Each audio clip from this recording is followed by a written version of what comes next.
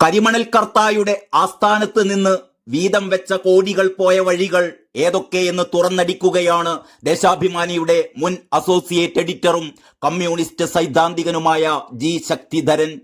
ഒരു ഇഡിയുടെയും കരങ്ങളല്ല ഇതിന് പിന്നിലെന്നും മറിച്ച് ഒരു കള്ളന് പിറകിൽ നിഴൽ പോലെ നീങ്ങുന്ന VS-ഉം TP-യും മറ്റും എവിടെയോ ഉണ്ട് എന്നതിന്റെ ദൃഷ്ടാന്തമാണ് ഇത് എന്നുമാണ് ശക്തിധരൻ ഫേസ്ബുക്ക് കുറിപ്പിലൂടെ നിരീക്ഷിക്കുന്നത്. കോവളത്തെ വൻകിട ഹോട്ടൽ ഉടമ ബാംഗ്ലൂരിൽ സ്വന്തം ആഡംബര സൗധത്തിൽ പിണറായിയുടെ മകളെ രാജകീയമായി താമസിപ്പിച്ച കഥകളും കാരണഭൂതം 10 ലക്ഷം രൂപയുടെ കവർ സ്വന്തം ഫ്ളാറ്റിലേക്ക് കൊണ്ടുപോയ ഞെട്ടിപ്പിക്കുന്ന സംഭവവും ഉൾപ്പെടെ ശക്തിധരൻ ഓർമ്മിക്കുകയാണ്. നാണക്കേടിൽ കടുങ്കയൊന്നും ചെയ്യല്ലേ വിജയ, പാണന്മാർക്ക് ഇനിയും പാട്ടുപാടാൻ ഒരു കാരണഭൂതൻ ഇവിടെ തന്നെ വേണം എന്ന പരിഹാസ ഉപദേശം കൂടി ചൊരിഞ്ഞുകൊണ്ടാണ് ശക്തിധരൻ ഈ കുറിപ്പ് അവസാനിപ്പിക്കുന്നത്. VS കോഴിക്കോട്ടുമെത്തി അണ്ടകടാഹങ്ങൾ തുറക്കുകയാണ് എന്ന തലക്കെട്ടിലുള്ള ആ ഫേസ്ബുക്ക് കുറിപ്പ് ഇങ്ങനെയാണ്: എന്റെ മകളുടെ അമ്മ സർവീസിൽ നിന്ന് അടുത്തൂൺ പറ്റിയപ്പോൾ കിട്ടിയ പണം കൊണ്ടാണ് മകൾ സ്വന്തമായി ഒരു ചെറിയ IT കമ്പനി തുടങ്ങിയത് എന്ന കഥ ഒരച്ഛൻ നിയമസഭയിൽ പറഞ്ഞത് ചരിത്രരേഖയാണ്. ഒരിക്കൽ മാത്രമേ ജനാധിപത്യത്തിന്റെ ശ്രീകോവിലിൽ അങ്ങനെ കേട്ടിട്ടുള്ളൂ. സഭ അന്ന് ത്രസിച്ചിരുന്നു കേട്ടു. എങ്കിലും അത് കേരളം കേട്ടിട്ടുള്ളതിൽ ഏറ്റവും വലിയ നുണയാണ് എന്ന് പിൽക്കാലത്ത് തെളിയിക്കപ്പെട്ടു. ഈ പെരുന്നുണ കേട്ട് പലരുടെയും കണ്ണുകൾ അന്ന് ഈറനണിഞ്ഞു എന്നത് സത്യം. പക്ഷേ കാലം ഉള്ളിയുടെ തൊലിയുരിക്കും പോലെ അതിലെ സത്യം തുറന്നു കാട്ടി. അത് കളവാണ് എന്ന് കൃത്യമായി അറിയാമായിരുന്നിട്ടും എന്റെ മനസ്സിന് അതുകൊണ്ടൊരു ഭാരവും തോന്നിയില്ല. കോവളത്തെ വൻകിട ഹോട്ടൽ ഉടമയാണ് ബംഗളൂരിൽ സ്വന്തം ആഡംബര സൗധത്തിൽ മകളെ രാജകീയമായി പാർപ്പിച്ചിരിക്കുന്നത് എന്നും എനിക്കറിയാമായിരുന്നു. അതൊന്നും നമ്മെ അലട്ടുന്നതല്ലല്ലോ എന്ന് കരുതി അതും അവഗണിച്ചു. എന്തിനാണ് കോവളത്തെ ഹോട്ടൽ സമുച്ചയം സംസ്ഥാന സർക്കാരിന് കൈമോശം വരാതിരിക്കാൻ ധീരനായ VS സമരം ചെയ്യുന്നതെന്ന് അറിയാമായിരുന്നിട്ടും അപ്പോഴും കണ്ണടച്ചു.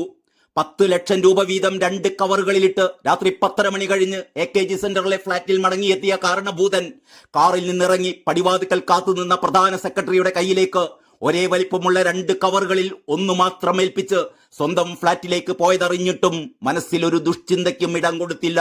എല്ലാം നേരവാ നേരപ്പോ എന്ന് തന്നെ ചിന്തിച്ച് പിടിച്ചു നിന്നു. നിയമസഭയിൽ 2 കൈകളും ഉയർത്തി ഈ കൈകൾ ശുദ്ധമാണ് എന്ന് പ്രവചന സമാനമായി കാരണഭൂതൻ ഉയർത്തി കാണിച്ചപ്പോൾ അത് കള്ളൻ വിജയനല്ലേ എന്ന് സംശയിച്ചില്ല. മകൾക്കും തന്തയ്ക്കും കോടികൾ കരിമണൽ കർത്താ മാസപ്പടി നൽകിയ കണക്ക് പുറത്തു വന്നപ്പോഴും അതെല്ലാം നികുതി അടച്ചതാണെന്ന് കേട്ട് നമ്മൾ കോൾമയർ കൊണ്ടു.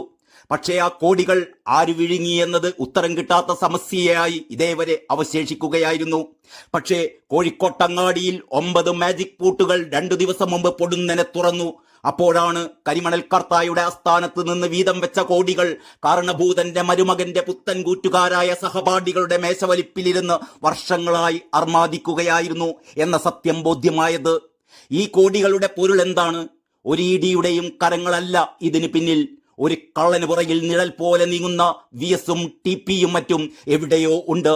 VS എപ്പോഴും ഉറ്റ അനുയായികളെപ്പോലും ഭയത്തിൽ നിർത്താൻ പറയുന്ന ഒരു താക്കീതുണ്ട്: എന്റെ ഒരു കണ്ണ് ഒപ്പമുണ്ട് എന്നത് ഓർത്തോണം. തെറ്റ് ചെയ്യാതിരിക്കാനുള്ള ഒരു മുന്നറിയിപ്പ് അതാണോ ഇവിടെയും കാണുന്നത് എന്ന് ചോദിക്കുകയാണ് ശക്തിധരൻ. സോവിയറ്റ് സേന ബെർലിൻ വളഞ്ഞതോടെയാണല്ലോ ജർമ്മനിയുടെയും ഹിറ്റ്ലറുടെയും പരാജയം ഉറപ്പായത്. 1945 ഏപ്രിൽ 30 ഉച്ചക്ക് 3:30 മണിയോടെയാണ് ബങ്കറിനുള്ളിൽ വെച്ച് ഹിറ്റ്ലറും ഭാര്യയും ജീവനൊടുക്കിയത്. തിരിച്ചറിയുകയോ അപമാനിക്കുകയോ ചെയ്യാതിരിക്കാൻ നാസി ഭടന്മാർ അവരുടെ മൃതദേഹങ്ങൾ പെട്രോൾ ഒഴിച്ച് പൂർണ്ണമായി കത്തിച്ചു കളഞ്ഞു. അതിന്റെ ചുവട് പിടിച്ചാകാം TP ചന്ദ്രശേഖരന്റെ മൃതദേഹം കാരണഭൂതന്റെ കൽപ്പന പ്രകാരം കുഞ്ഞനന്തൻ തിരിച്ചറിയാനാകാത്ത വിധം 51 വെട്ടുവെട്ടി നാശമാക്കിയത്. പക്ഷേ VS-ഉം TP-യും ഓരോ അണ്ടകടാഹവും തുറപ്പിക്കുകയാണ്. അതിൽ അഭിമാനക്ഷതം തോന്നി കടുങ്കൈ ഒന്നും കാട്ടരുതേ വിജയ, ഇനിയും പാടന്മാർക്ക് പാടാൻ ഒരു കാരണഭൂതൻ ഇവിടെ വേണ്ടേ എന്ന പരിഹാസത്തോടെയാണ് ജി ശക്തിധരൻ ഈ കുറിപ്പ് അവസാനിപ്പിക്കുന്നത്. Political desk, truth live Malayalam.